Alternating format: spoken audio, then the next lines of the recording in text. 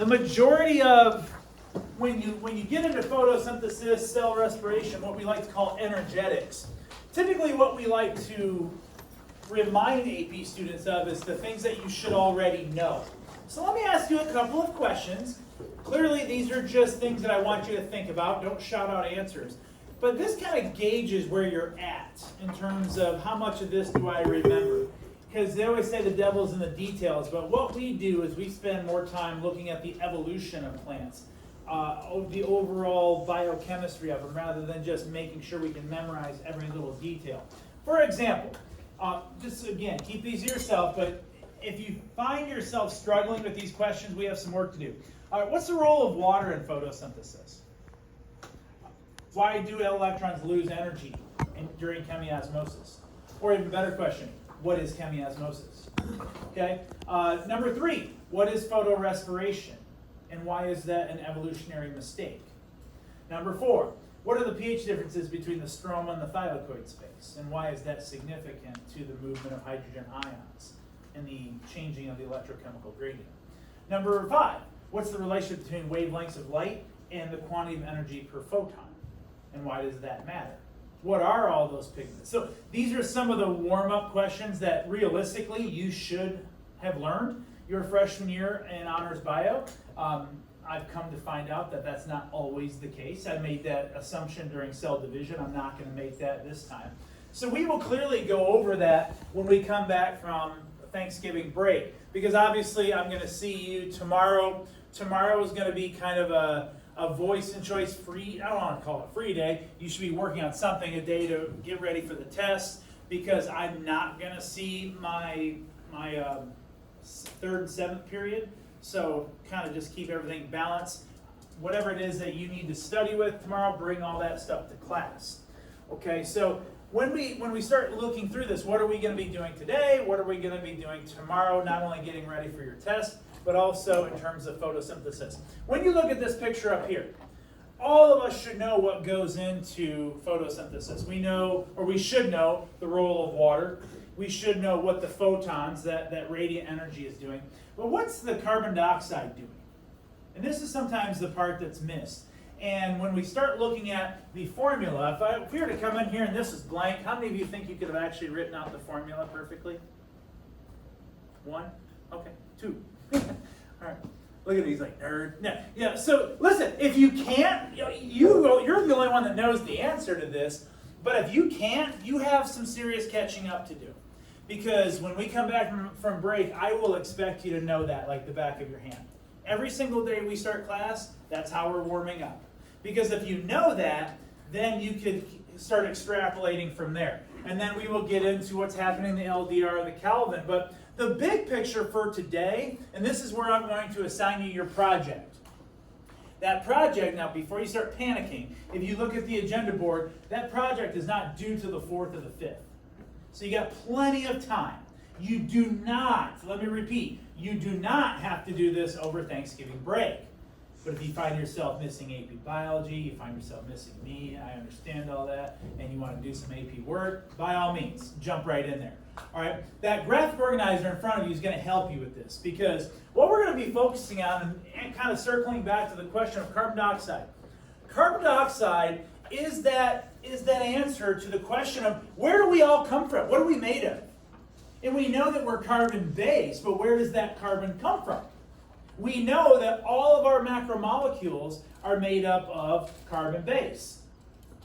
Where does it come from? And the answer simply is carbon dioxide. So when you go outside and you look at the trees and the grass and all the animals and ourselves included, every single living thing that you see originates from carbon dioxide.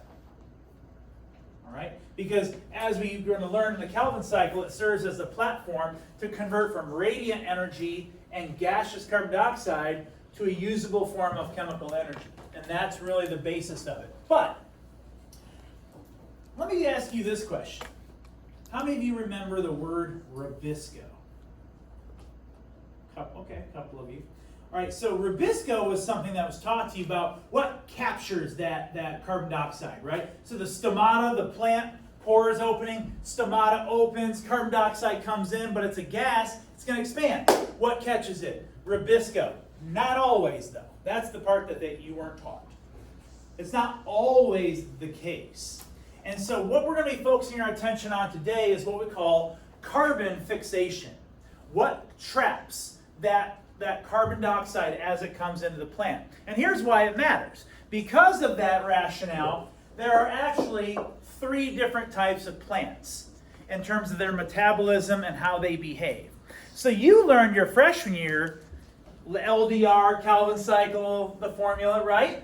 But all you learned was a C3 metabolism, C3 photosynthesis.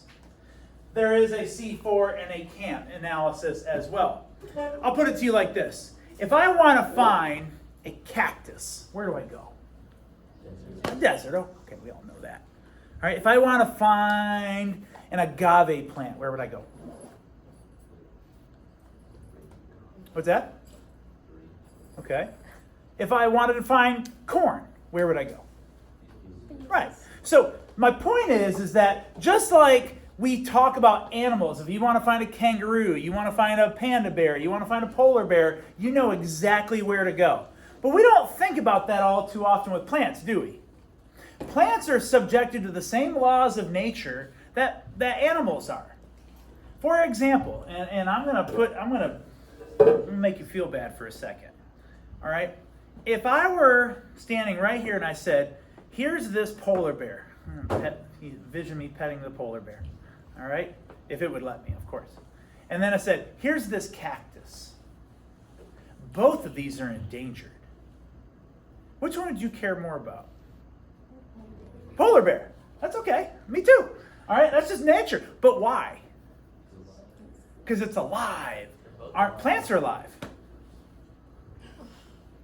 Plants are alive.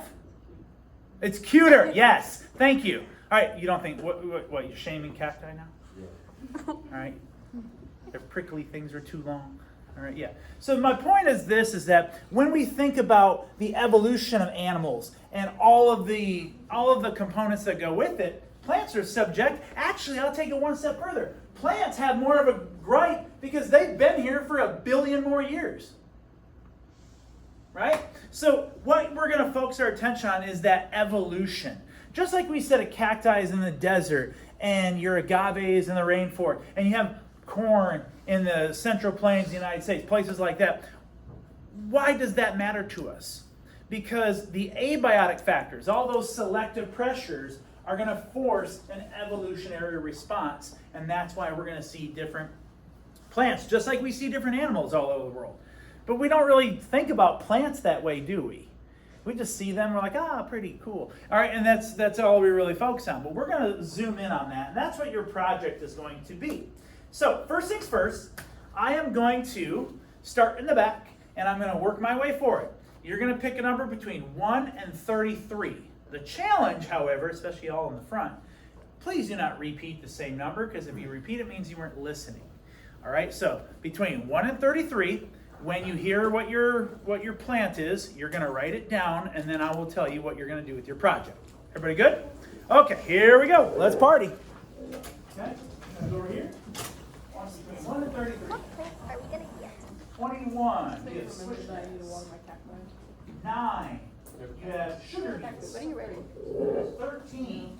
You have Kentucky bluegrass. Sure. 1. You have rice. They don't say. 3. Barley. Hey, 15's mine. 19. You have sugar cane. 7. Peanuts. 27. You have the jade plant. Peanuts. You didn't know that was a plant? 15. You have European beech. 16. You have a water hyacinth. You don't know? 2. You have wheat.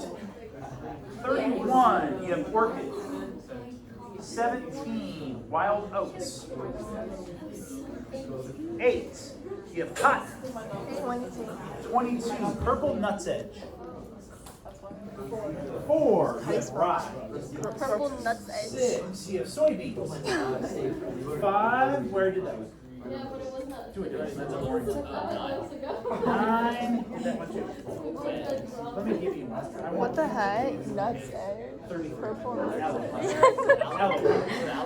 got caught in red. 7. I'm gonna give you that. 6. We'll have the Russian pistol.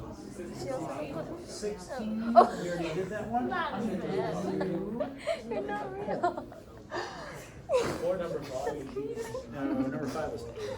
But there's like 20 different versions of it. So. Okay. That's one. Yeah, water. Steel cut. All right.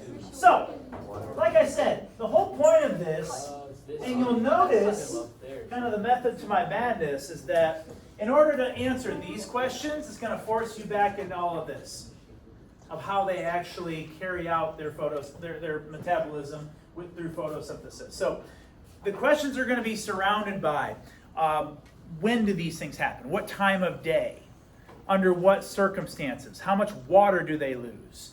You know, how long do the stomata stay open? When do they open? How much carbon dioxide and oxygen leaves? You know, stuff like that. So we're going to really dive into that a little bit more when we come back. But your project is going to be, and let me pull this up so you can see it. Got a new board, so I'm still getting. So everything that you see here, yeah, I don't know, it's the new board or something. Okay. So, everything that you see here, this will be posted for you on your Canvas page. Everything that you see is exactly what I expect to see within your project. So, type of metabolism, so as you research, is it C3, C4 CAM? Leaf anatomy, meaning like bundle sheath cells, mesophilic cells, all those types of things that you should have learned your freshman year, but we'll see.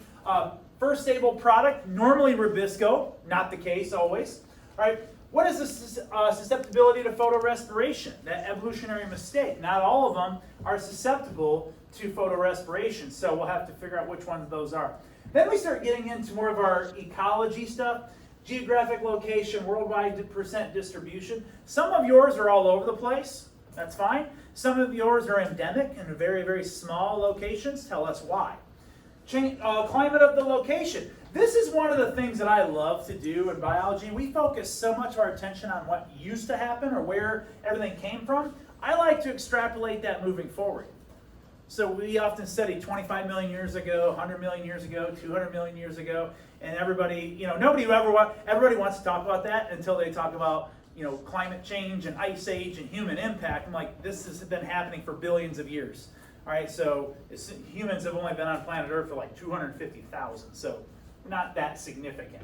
But the fact of the matter is, though, is that if these continents keep moving, if climate keeps changing, which it is, if that's happening, what's going to happen to these plants 100 million years from now?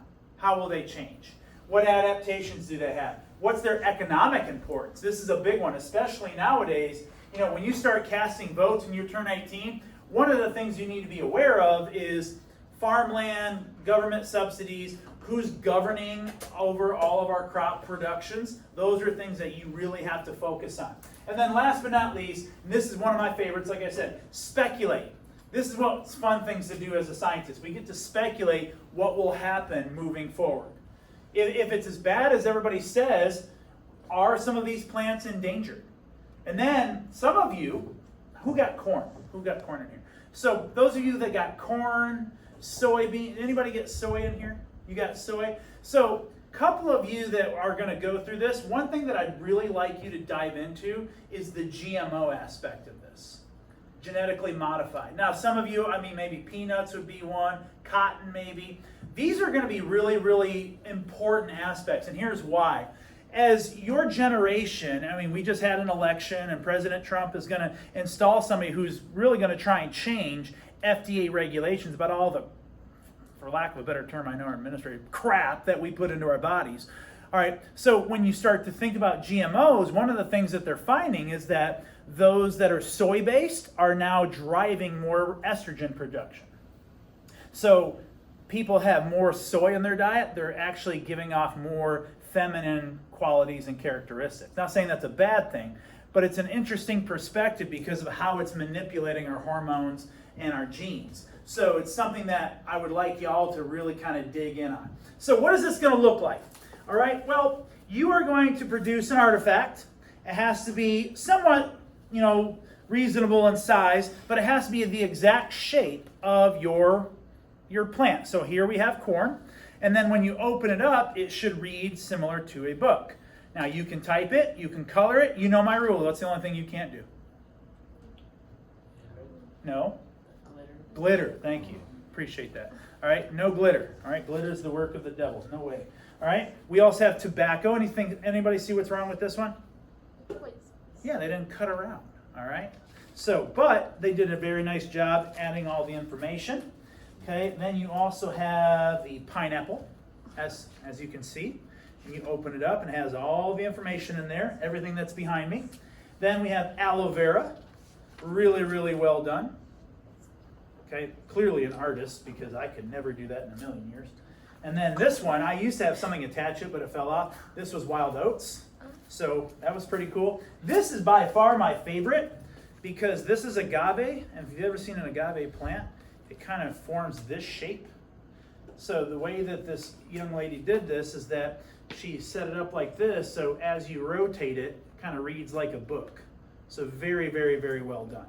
Okay, so today, I want you to dive into this information. Now, you can do this a variety of ways. You can just go right into this, or my advice would be using your graphic organizer, fill out the C3, C4 CAM analysis, then jump into this. Because you just jump headfirst into the deep end here, you might get lost and have no idea what's going on.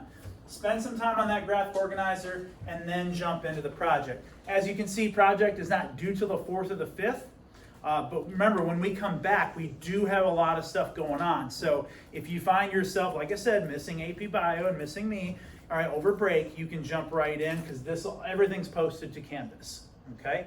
Now, the question that was asked me earlier today, is this a formative or a summative? I don't know. We'll see. See how well you do. How's that?